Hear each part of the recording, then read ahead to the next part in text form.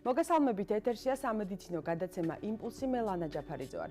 დაავადების წარმატებული მკურნალობის პირველი და უმთავრესი საფეხური ადრეული დიაგნოსტიკაა. თანამედროვე მედიცინის უპირატესობას სწორედ ინსტრუმენტული კვლევის მეთოდები წარმოადგენს. ენდოსკოპია საჭმლის მომნელებელი სისტემის გამოკვლევასა და მკურნალობას მოიცავს.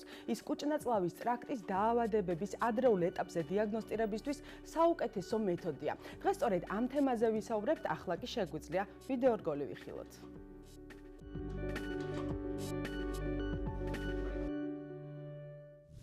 ენდოსკოპია ოპტიკური ხელსაწყოებით ორგანოების გამოკვლევის მეთოდია. ეს არის პროცედურა, რომლის დროსაც ექიმი სპეციალური ენდოსკოპის მეშვეობით ორგანიზმის შიგნით არსებულ მდგომარეობას ათვალიერებს. ენდოსკოპი თხელი, გრძელი დრეკადი მილია, რომელსაც ერთ ბოლოზე სინათლის წყარო და ვიდეო კამერა აქვს. ორგანიზმის გამოსახულება ტელევიზორის ეკრანს გადაეცემა.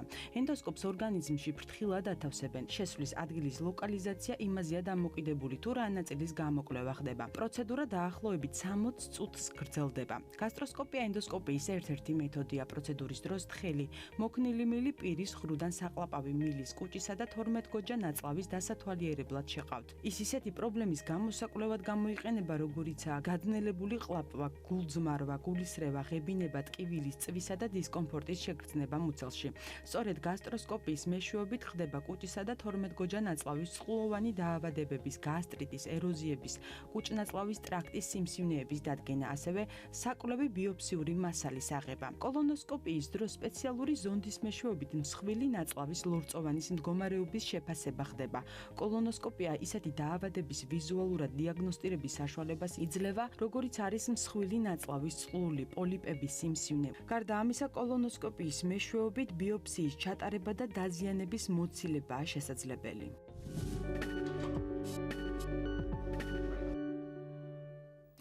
ყველაფერი ენდოსკოპიის შესახებ. ამ თემაზე სასაუბროთ სტუდიაში ენდოსკოპისტი თამარ ხაჟალია მოვიწვიეთ. მოგესალმებით, ქალბატონო თამარ, მადლობა რომ აქ ხარ და აგვითმეთ დრო. ქალბატონო თამარ, რა არის ენდოსკოპია? სიუჟეტშიც ვიხილეთ, მაგრამ კიდევ ერთხელ რომ ავუხსნათ ჩვენს მაყურებლებს და რამდენად მნიშვნელოვანია კვლევის მეთოდი. კონკრეტულად რა ხდება, რა პროცესია ეს ენდოსკოპია? მოგესალმებით ლანა, მივესალმებით თქვენს მაყურებელს. ენდოსკოპია ნიშნავს შიგნიდან დათვალიერებას. ენდოსკოპიური აპარატურა იყოფა ორ ძირითად ნაწილად. ეს არის მყარი ენდოსკოპია, ანუ ლაპაროსკოპიული აპარატურა, რომლითაც შესაძლებელია დღესდღეობით ნებისმიერი ოპერაციის ჩატარება. და ეს არის დრეკადი ენდოსკოპია, რომლითაც ასევე შესაძლებელია ნებისმიერი ორგანოს შიგნიდან დათვალიერება. დღეს რა თქმა უნდა ჩვენ ვისაუბრებთ კუჭნაწლავის ტრაქტის ენდოსკოპიურ გამოკვლევაზე. ეს არის საყლაპავის, კუჭის და 12 ნაწლავის დიაგნოსტიკა, ანუ ეზოფაგოგასტროდუოდენოსკოპია, რომელსაც ასევე შემოკლებით გასტროსკოპიას ეძახიან. ეს არის წვრილი ნაწლავის ენდოსკოპიური კვლევა, ენტეროსკოპია და მსხვილი ნაწლავის ენდოსკოპიური გამოკვლევა, კოლონოსკოპია. პროცედურაზეც მინდა ვისაუბროთ.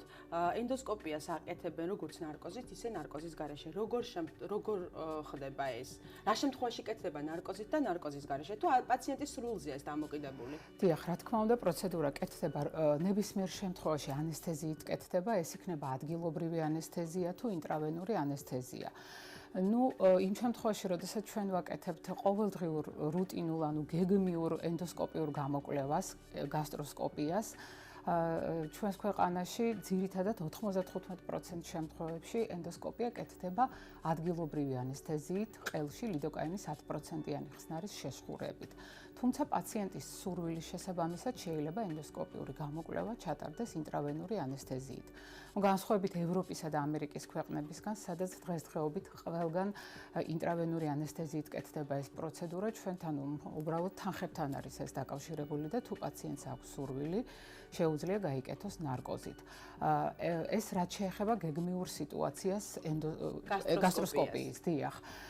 თუ კი მწვავე სიტუაციაში სტაციონარში არის პაციენტი და აქვს მაგალითად ინფარქტი, თანდართული გასტროდუოდენალური სისხლდენით.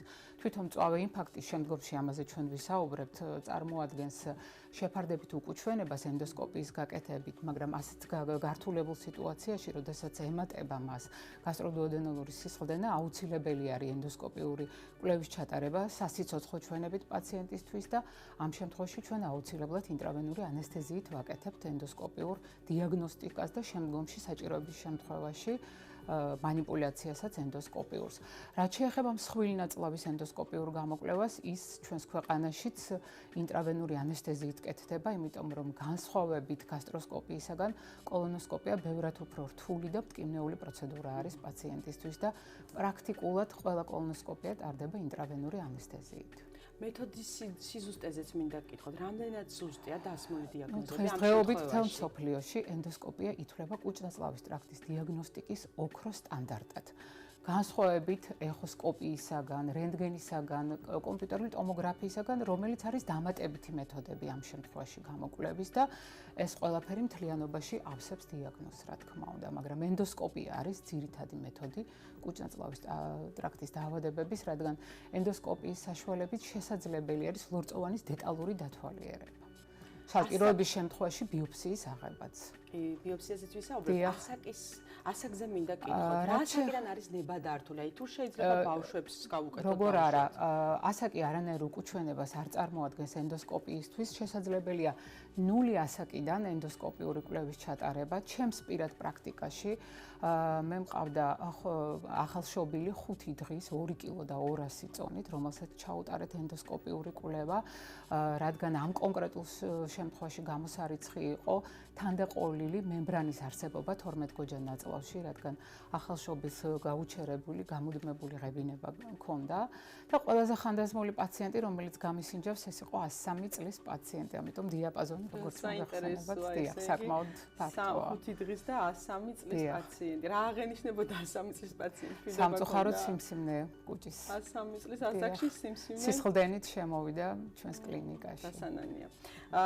სხვათა შორის ჩაუტარდა ოპერაცია, ოპერაბელური სიტუაცია იყო და კლინიკიდან დამაკმაყოფილებელ მდგომარეობაში გადაიღეს. ამიტომ ვიმედოვნოთ, რომ ასამდე ვიცოცხლოთ.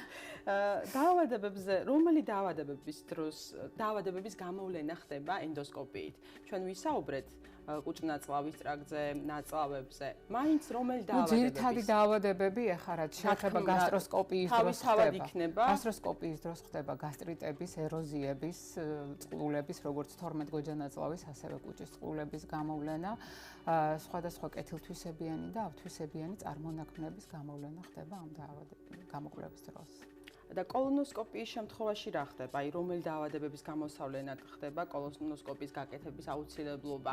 ან როგორი სიმპტომების შემთხვევაში იკეთებენ კოლონოსკოპიას? რომლის დროსაც პაციენტმა უნდა მოგმართოს და გაიკეთოს კოლონოსკოპია, ეს არის ტკივილი მუცელში, ეს არის ხანგრძლივი პერიოდით ფაღარათი ან ყაბზობა, ანუ შეკრულობა და საგანგაშო ნიშნად ითვლება სისხლიანი განავალი.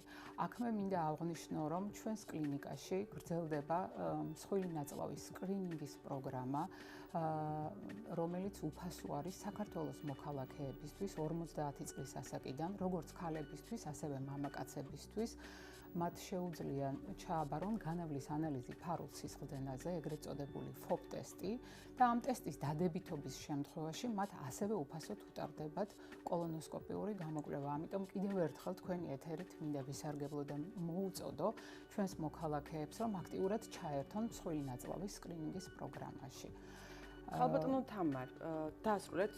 დიახ და ორი სიტყვით გეტყვით გასტროსკოპიის ჩვენებებსაც, აი რა ჩივილებით უნდა მოგმართოს პაციენტებმა, რომელსაც ესაჭიროება, ჩვენ ვისაუბრეთ კოლონოსკოპიაზე და ასევე აღვნიშნავ რა ჩივილებით უნდა მოგმართოს პაციენტმა, რომელსაც ესაჭიროება გასტროსკოპია. ეს არის ტკივილი ეპიგასტრიუმის არეში, ანუ მუცლის ზედა ნაწილში, ეს არის გულისრევის შეგრძნება, ღებინება, ყაბზობა, ყლაპვის გაძნელება და რა თქმა უნდა სისხლიანი ღებინება ან შავი განავალი, მელენა, რაც არის კუჭ-ნაწლავის ტრაქტიდან სისხლდენის ნიშანი.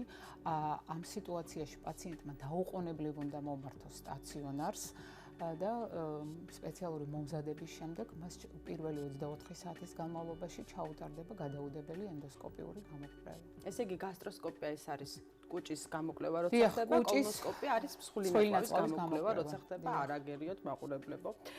ვაგრძელებთ საუბარს. ბიოპსიის აღებაზე უნდა გითხოთ, როგორ ხდება აპარატის საშუალებით ბიოპსიის აღება, რამდენად სარწმუნოა ის მატერია, რისი აღებაც ხდება.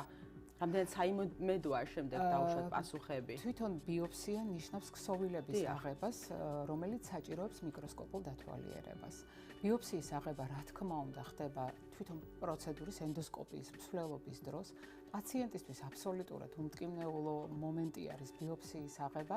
ერთადერთი დისკომფორტი, რაც შეიძლება ბიოპსიის აღებამ შეუქმნას პაციენტს, ეს არის ოდნავ უფრო გახანგრძლივებული დრო პროცედურის, ვიდრე ჩვეულებრივ სიტუაციაში. ამ დროს პაციენტს ეკითხებით, რა ბიოპსია უნდა პაციენტს არ ვეკითხებით ბიოპსიის აღების შესახებ, თვითონ ექიმი ღებულობს გადაწყვეტილებას ბიოპსიის მასალის აღების შესახებ საჭიროების შემთხვევაში და აქვე მინდა აღვნიშნო, რომ დღესდღეობით საქართველოში გვაქვს ის ბედნიერება, რომ არსებობს ბოლოთაობის ენდოსკოპი, ენდოციტოსკოპი, რომელიც 520-ჯერადი გადიდებით უკვე ახერხებს უჯრედის დათვალიერებას და პრაქტიკულად ენდოსკოპიური გამოკვლევის დროს ხორციელდება ციტოლოგიური დათვალიერება, გამოკვლევა უჯრედის, თუ ეს არის პატარა ზომის წარმონაქმნი, ხდება ენდოსკოპის მსვლელობაში ხდება მისი მოცილება და შემდგომი უკვე მორფოლოგიური გამოკვლევა. ქალბატონ თამარ, ეხლა აუცილებელი კითხვა, რამდენ ხანში ერთხელ უნდა მოხდეს გამოკვლევების ჩატარება?